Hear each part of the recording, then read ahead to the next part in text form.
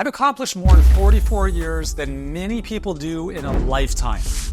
I played professional soccer. I graduated summa cum laude from one of the top universities in the world.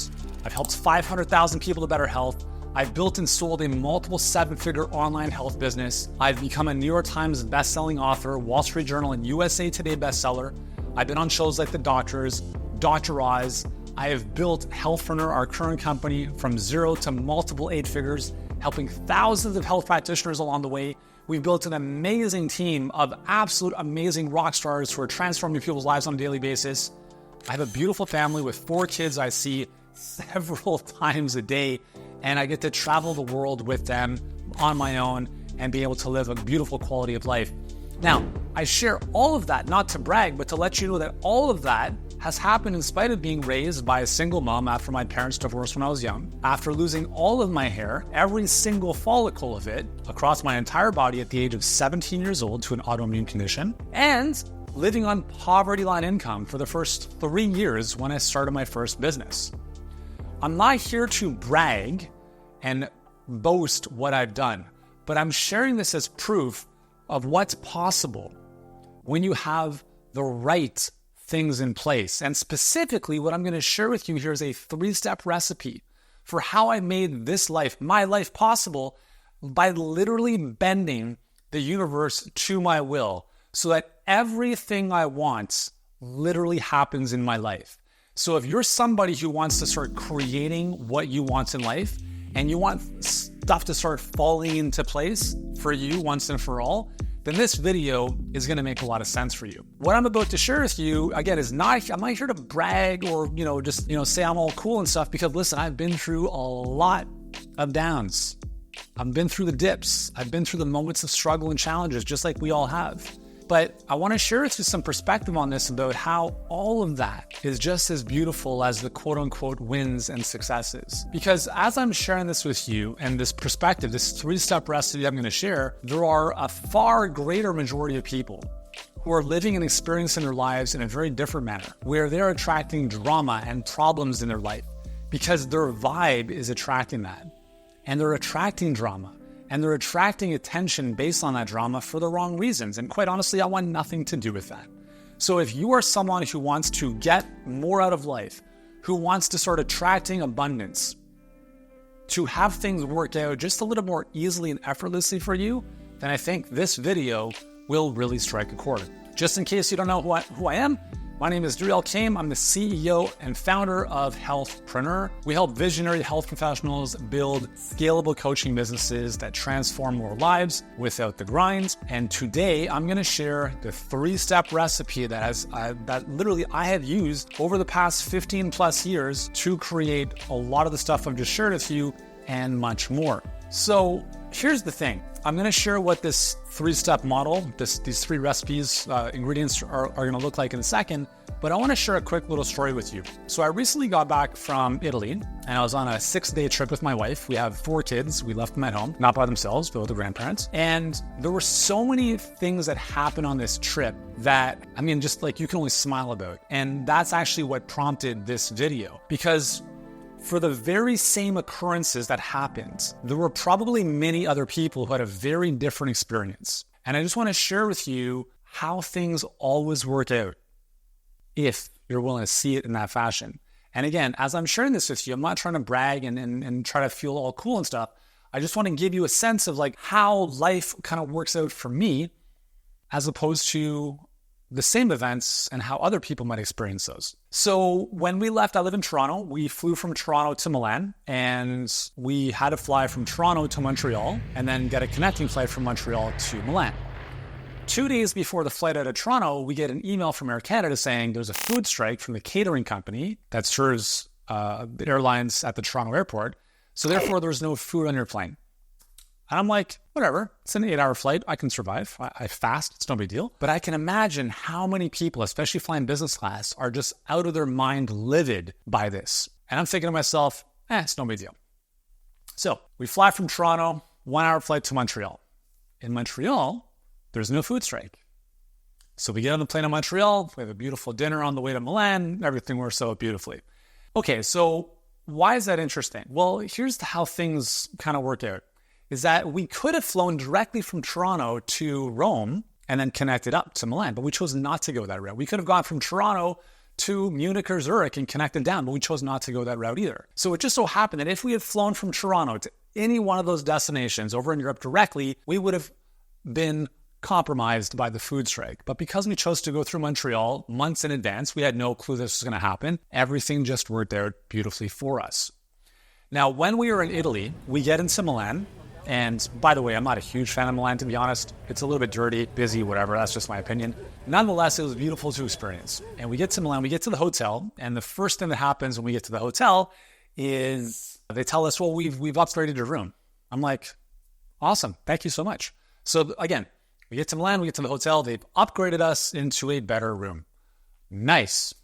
Next, we go to a game. So we went from Milan over to Turin, Torino, as it's pronounced in Italian. So we go to Turin. I'll just use Turin as the English version. And we wanted to go see, we had 2 games, Serie A soccer games that we're going to go see. So we went to see Juventus against AC Milan, 2 huge clubs, second and third place. And we get to the stadium in Juventus, or in Turin, Juventus' stadium. And I had an umbrella because it was pretty much the forecast that said rain the whole time we were there. And here's another thing. Rain the whole time we were there. Guess how much it rained? Nothing. Okay? Like everything is just beautifully working out for us. So we get to the game, I have an umbrella because we had walked 7.5 kilometers from our hotel to the stadium because we wanted to take in the city and just, experience that instead of just jumping in a cab. So we get to the stadium and I have an umbrella and I'm noticing no one else has an umbrella. I was like, am I missing something? We get to the gate and it says, there's a sign that says none of this stuff is allowed inside the stadium. And one of them is an umbrella. And I was like, oh shit. So we get through security and they're like, well, you can't bring that in, but we have a lost and found box over here that we can leave it in. We can't guarantee it's going to be there afterwards, but when you come back after, just come by and check it out. And if it's there, just grab the umbrella. We're like, cool, awesome. Grazie mille. So we go to the game, leave the umbrella. We go to the game. The game's amazing. We have great seats. It's just such an epic experience. Game's over. We leave the stadium, come back to the gates where we left the umbrella. We open the thing up and boom, umbrella's right there. 5 minutes later, it starts raining. But guess who's got the umbrella? We do. Everything's always working out. Next, we go back to Milan the next day for a really big match, Inter Milan against Torino. Inter Milan had just won the league the week prior, and this was their one game, their final game at home, 72,000 fans, and they were going to celebrate their championship. Huge deal. So we had tickets for the game. We get to the game, and this is one of my favorite stadiums of all time, San Siro in Milan. And we get to our seats, and we have, again, good seats relatively close to the field. And we're just standing behind the seats because we're in a row and there's kind of like a walkway right behind the seats. And we're just standing there taking it all in, 2 seats in front of us. And then all of a sudden, someone sits in one of the seats. I was like, that's weird. That's our seats. And I'm like, hey, signore. So I'm showing him our ticket, and then he shows me his ticket. They're the exact same. I'm like, how is that possible? So lesson, we got our tickets through StubHub. Don't ever use StubHub, apparently. Not good. What they'll do is they'll buy tickets from the bleeder, like in the nosebleed section. They change a little something to make it seem like it's a good seat, and they charge a premium for it. And that's essentially what happened. So we talked to the steward, and the steward is like, okay, so let me take a picture of this so we have it for our records. And then he's like, yeah, don't ever use StubHub. It's terrible. Just go through the team's website. And I was like, man, this really sucks. Like, we came all the way from Canada, partly for this game or whatever. And he's like, okay, not to worry. Come with me. We go to, don't, just follow me. He's like, so he's like the steward, the concierge for this whole section. And so from these pretty good seats, we go to like the gated area where he takes us up into like the executive suites where the club presidents of Torino and Inter Milan are literally sitting right behind us. Nice comfy chairs, sitting beside players' wives, friends, and family. Literally 1 row over from us is one of my idols growing up, Javier Zanetti, who played for Argentina and was like an icon at Inter Milan, who's now, I think he's the general manager of the club or whatever, literally right over there. Again, things are always working out for us. Like, what could have been a shitty situation turned into an even better situation. One final thing. Return flight. We're leaving Torino to Munich, Toronto. So it's a 1-hour flight from Torino to Munich, 6 a.m. flight. We get there and we scan the ticket And we didn't actually have business class for that flight because the tiny plane, there was like one seat, business class pretty much. So we scan our boarding pass and it's like error, like error. And it's like, oh, sorry. And right beside the scanner were 2 tickets. And she's like, sorry, here are your upgraded tickets. Here are the tickets you're supposed to have. Because we had business class from Munich to Toronto. So I don't know if that retroactively improved the first flight. Again, better seats without even asking for it. Everything is always working out for us. So again, I'm not sharing this to brag and say I'm special, but I share this with you because every single moment of your day, there is magic happening around you. And what I want to share with you here is this 3-step recipe that I have, I guess, observed in my own life that's helped me enjoy experiences like that. And I'll kind of show, I'll kind of bring this all together for you so you can start to practice this in your own life. So the 3-step recipe is expect, receive, acknowledge. So the first thing is to expect it. Expect good things to happen for you. Expect the best possible things to happen for you. The second thing is be open to receiving them. We're going to talk a little bit about this. And then the third thing is once they actually happen, acknowledge it as if they have happened. Because if you don't even acknowledge that they've happened, then they haven't happened for you. So I want to share 3 mantras when it comes to expecting great things that have really, really served me. And these all kind of form this foundation which helps to raise our vibration. When I say ours, I mean my wife and I. We have a very similar mindset and vibration around this stuff. So when I say expect, it's to raise your vibration and expect more from life. One of our cars' license plate actually says vibrate high. That's literally our license plate on one of our cars because it embodies how we live. So I'm going to share 3 mantras. You may want to write these down. I think they'd be very helpful for you. So number 1 is good things happen to good people. And I'm a good person.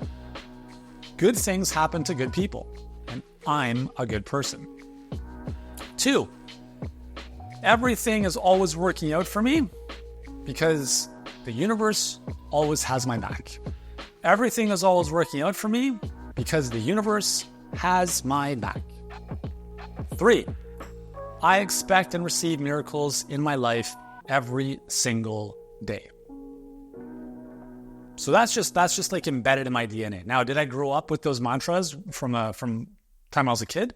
No, I had to condition myself with this stuff. I had to write this stuff down millions of times and start to beat it into my subconscious so that as I'm going through the world, I expect and receive miracles in my life every day. Whether that's a ticket upgrade on a flight, whether that's someone else having the same friggin' seat at a soccer game as me, and instead of freaking out about it, having this internal knowing that everything is always working out for me. I don't know how, but it's going to. 5 minutes later, I'm sitting up in the executive section with the club presidents. And it's not about knowing how things are going to work out. It's knowing that they will. It's having this faith that everything is always working out for you because it is. So understand that you're always supported at all times. At least that's a belief that you can have. There's a lot of people that roam this planet with a very different set of beliefs. The world's a terrible place. People are out to get me. Nothing's ever working out for me. Do you understand how the world you experience, the life you experience is a very subjective experience. You're watching a movie that is a very different movie than the one I'm watching. Potentially. It might be better, it might be worse, it might be supportive, it might be empowering. I don't even know.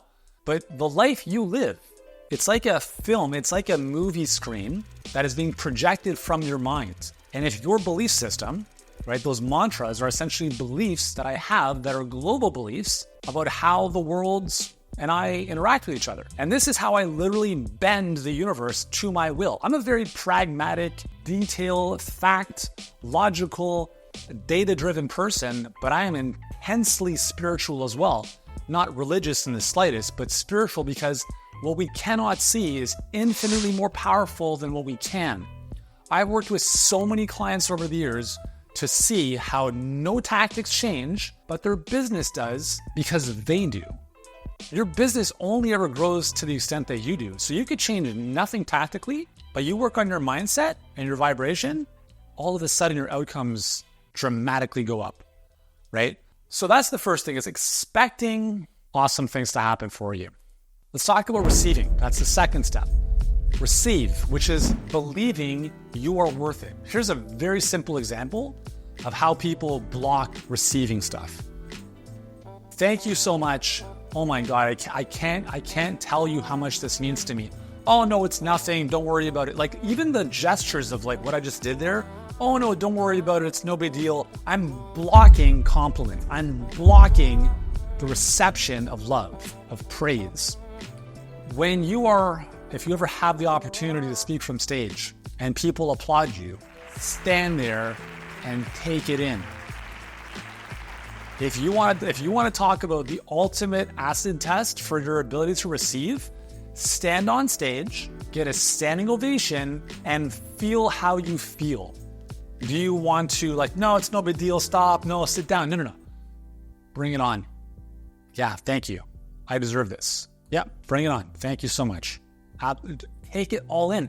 You're going to feel like you might friggin' explode, but that's okay. That's part of the process. So being able to receive is the second step. Why don't more people believe they're worth it?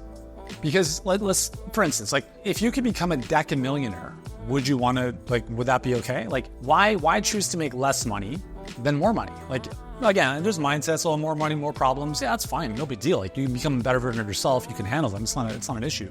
But why don't people believe they can make more money? If you have a certain income that you're at, why aren't you making more? And a lot of times it's because you don't believe you're worth more. So I want to give you a bit of a reframe. So imagine that all of us humans or spirits come from the same source. We are water droplets from this infinite ocean, from the one, right? Whatever, if it's God, the universe, I don't care. If you are a water droplet from an ocean of the one source, and if that one source is perfect, it's pure, it's abundant, it's the one source that created all. If you, myself, if everyone else here living on planet Earth is a water droplet from that one source, then you existing is all the proof that you need that you were worth it. Because if you weren't worth it, you would not be here. You would not have come into existence. If God or the universe or whatever created man and woman in his image and he or she is perfect, then how can you be anything but that? Do you know what I'm saying? So I don't care if you're religious or spiritual or none of the above. Understand that you are worth it because you are here. You are one of billions of sperm that made it. Think about that. Think about the odds of you winning that race. You probably have a better chance against Usain Bolt, but you're here. So let that sink in for a second. So with that said, let's talk about something I call the abundance thermostat, or your money maximum and minimum. So you can think about this in the sense of money. You can think about this in the sense of health, whatever you want. So think about this. You have a maximum and a minimum. The maximum amount of abundance you can take in, abundance, think of it as optimal health, money, love, whatever, all that stuff, okay? There's a ceiling beyond which you cannot go, okay? It could be a certain amount of money you're making, and then you hit the ceiling. So why does that ceiling exist? What's the maximum? Well, the maximum is essentially what you believe is possible for you. How good can you take it? If you're making $100,000 a year, that's because you believe that's what's possible for you. So how do you raise your maximum? Number one is you visualize and internalize. You visualize yourself making 250, 500,000, whatever the goal is, you visualize your bank account with the numbers. You visualize the money coming into your life. You look at your Stripe account in your mind's eye before it shows up in the accounts. That's the first thing. Second thing is you live as if. You put yourself in situations and experiences to feel as if you're already there. This has happened so many times in my life. The first time I got upgraded to business class, I was sitting in the back of the plane. Flight attendant comes over and says, "Hey, sir, we have to rebalance the weight of the plane. Do you mind coming to business class?" I'm like, sure. I get to business class and I'm living as if. And from that point forward, I never went to the back of the plane. When I test drove, I went for a day of supercar driving with a friend of mine years ago. We finished the day of 6 cars in a McLaren 570S. I drove this car and I'm like, this thing is a friggin' rocket ship. I'm buying this car. I put myself in the car. I felt it. I felt the steering wheel. I smelled the smells. I experienced the exhilaration, the acceleration. It was very different than just seeing the image. A little bit over a year later, I had that same car, different color. 6 months later, I had another version of that car, just in the faster model. All because I put myself in that situation. Now, again, I'm not saying go buy cars and supercars if you can't afford them, but being in the situation, walk through the house, take the car for a test drive, try on the shoes, whatever it is, put yourself in those situations. That's how you raise what you believe is possible for you. Stay in a nicer hotel, upgrade yourself to business class, do it once. While we were in Milan, we had an $800 dinner for the two of us. 10 years ago, 15 years ago, no way in hell that would have been possible. Now, would I do that again? Probably not. I don't need all the fancy formal stuff, but it was cool to be able to do that. It just raises what you believe is possible for you.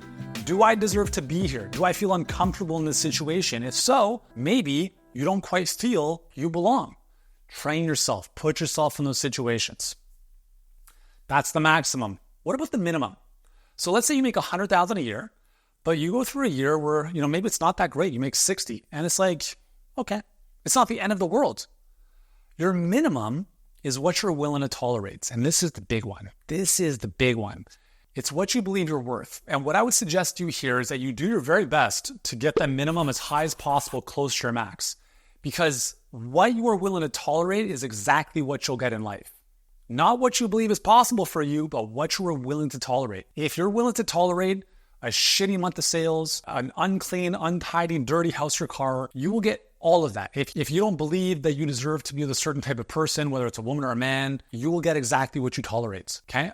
This is one of the biggest things. I have fired people based on standards and what I'm willing or willing not to tolerate. So how do we raise our minimum? How do we raise our abundance thermostat minimum? Number one is you raise your standards. What does that mean? Is you stop tolerating shit. You look at every aspect of your life where you're settling for anything less than great, and you say no more. You expect more from yourself, right? You set a higher bar for yourself, whether it's your health, your money, anything, your relationships. You dress well. I don't dress in suits. I wear a t-shirt and pants, but I don't look like a slob. Clean environment. You can tell my office space, it's immaculate. I'm OCD with how clean my space is, because a clear space, clear mind. Clear mind, I can think, I can produce, I can breathe. 2 is stop tolerating mediocre, okay? Get real about the pain of your current situation. The current reality you're living in is not good enough. It's not good enough. Do not be okay with it. You can be grateful, and you should be grateful for what you have and what you're experiencing, but do not tolerate and expect that to be as good as it can be. It's not. Appreciate what you have, ready for more. Find a bigger why. If you're comfortable, find a bigger why. Find more reasons to go to the next level. It's not about striving and chasing the next thing. It's about you becoming who you need to be to leave this planet as the best possible version of yourself, if that's something meaningful to you. 3, create vacuums. What I mean by this is if you want to make more money, create a vacuum where you have to fill that space. Invest $18,000 in a coaching program if you need to. Shit, I got to come up with the money to make that happen. Now I'm not going to just let it go to waste. Create a vacuum. Put yourself in situations that I call forced commitments. Maybe it's a forced savings account where every week $250 is taken out of your bank account and put into savings or investments. Guess what's going to happen? You'll find a way to come up with that money. So you create these vacuums or these commitments that commit you so that you find a way to make it happen. I can't tell you how many times in my life I've done this. And for me, at least, it works very well because I work very well under pressure. And I like being challenged to a higher level. So we've talked about expect it. We just looked at receiving it, increasing your abundance thermostat, maximum, and raising your minimum. And the third step in our 3-step recipe is acknowledging it. So actually acknowledge when this stuff happens. The first part of this video, I was telling you about 6 different things that happened in our trip to Italy. I'm acknowledging the fact that they happened. They could have happened and I could have acknowledged none of it, in which case they would not have happened to me or for me or within my awareness. And if they don't happen within our awareness, then they don't happen at all. And if you want to attract more good stuff into your life, you have to recognize the good stuff that's in your life. You get what you focus on. You attract who you are. So if you have a miner's cap on and you're looking around, you're either focused on the gold or you're focused on the dirt. You can't be focused on both. Every single day right now, right now it's a beautiful sunny day outside, our flowers are coming out. I can focus on that, or I can focus on the fact that all of the flowers aren't out yet. how it's a little bit colder than it should be, or I can focus on the beauty all around me. And all of us have this opportunity every single day. And I promise you, when you stop and smell the roses every step of the way, you end up smelling a lot more roses. And life becomes just amazing. And it feels like this friggin' magical fairyland where everything is always working out for you. So hopefully this has inspired you. Again, the goal here was not to brag and gloat or anything, but it's to show you how after many years of struggle that I had to bend my mind and train my mind and recondition my subconscious so that as a result, I could literally mind bend the universe to start giving me exactly what I wanted. And I continue to see this happen in my life every single day. And remember, I'm not special. I don't have any superpowers. I'm just a normal guy with big dreams and a vision and a good work ethic. And no matter what it is that you want to do in life or experience or have, you can do it too. And hopefully this 3-step recipe gives you something concrete to work on. So expect it, receive it, acknowledge it. Hopefully you've enjoyed this. If you have, let me know in the comments what has resonated most from today's video. I'd love to hear from you. And remember, if you haven't already, hit that subscribe button. I've got hundreds of other videos to help you become an amazing human and obviously build an amazing health business in the process. Thanks so much for hanging out. I appreciate you, and I'll see you in the next one. Did you know that almost every single entrepreneur that I've spoken to over the years at some point experiences burnout? And right now, if you're looking to avoid burnout as a business owner, this video is for you. I'm going to walk you through 5 things I think will really help you out.